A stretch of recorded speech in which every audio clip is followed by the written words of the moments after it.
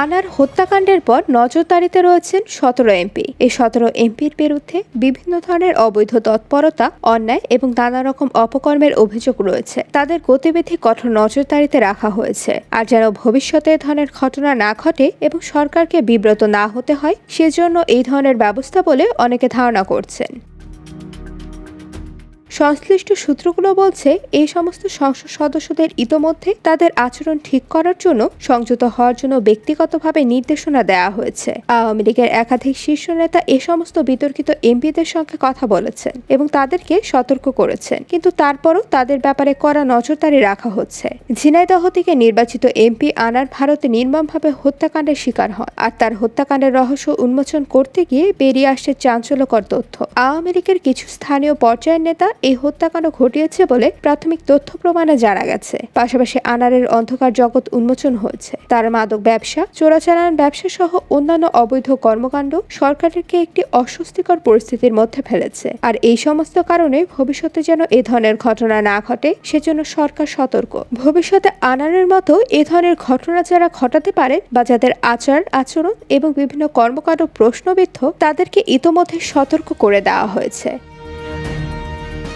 আওয়ামী লীগের দায়িত্বশীল সূত্রগুলো বলছে, এরকম অন্তত ১৭ জন এমপি রয়েছেন যারা গত কয়েক বছরে ফুলে ফেপে উঠেছে এবং যাদের অর্থবিদ্যার বৈধ পন্থা অজানা। তাদের বিরুদ্ধে বিভিন্ন সময় মাদক, চোরাচালান সহ নানা রকমের অভিযোগ রয়েছে। এছাড়াও এই সমস্ত ব্যক্তিদের বিরুদ্ধে চাঁদাবাজি, টেন্ডারবাজি সহ সন্ত্রাসী কর্মকাণ্ডের অভিযোগ পাওয়া গেছে। তারা যেন এখন থেকে সতর্ক হয়ে যান, ভবিষ্যতে এ ধরনের কর্মকাণ্ড না করেন। সেজন্য যেমন নির্দেশনা দেওয়া হচ্ছে, তেমনি তাদের নিরাপত্তা এবং তারা কি করছে না করছে এ সম্পর্কে নজরদারি রাখা হচ্ছে। আওয়ামী লীগের এরকম বেশ কিছু এমপি রয়েছেন যারা বিতর্কিত, যাদের বিভিন্ন আচার-আচরণ প্রশ্নবিদ্ধ, কিন্তু নানা রকম বাস্তবতার কারণে, বিশেষত জনপ্রিয়তার কথা বিবেচনা করে তাদের ব্যাপারে কোনো কিছু করা হয়নি। কিন্তু আনার হত্যার পর এই বিষয়গুলো নিয়ে এখন সরকার কঠোর অবস্থানে যাচ্ছে বলে জানা গেছে। যদি ভবিষ্যতে তারা এসব কর্মকাণ্ড, তাহলে তাদের বিরুদ্ধে কঠোর ব্যবস্থা গ্রহণ করবে আওয়ামী লীগ, এমন কথাও বলা হচ্ছে। যে ১৭ জন বর্তমান এমপিকে নজরদারিতে রাখা হয়েছে, তাদের মতো অন্তত ৪ জন থেকে নির্বাচিত এবং এদের অন্তত একজন আওয়ামী লীগের জোটসঙ্গীকে পরাজিত করে নির্বাচিত হয়েছে। এদের মধ্যে বেশিরভাগই পূর্বাঞ্চলের বিভিন্ন নির্বাচনী এলাকা থেকে জয়ী হয়েছেন বলে জানা গেছে।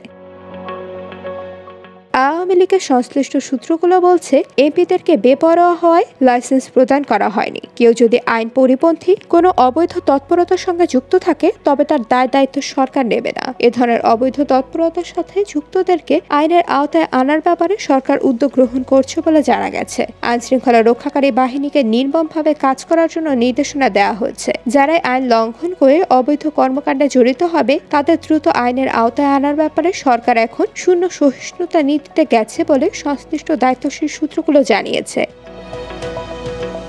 IBTV USA news desk.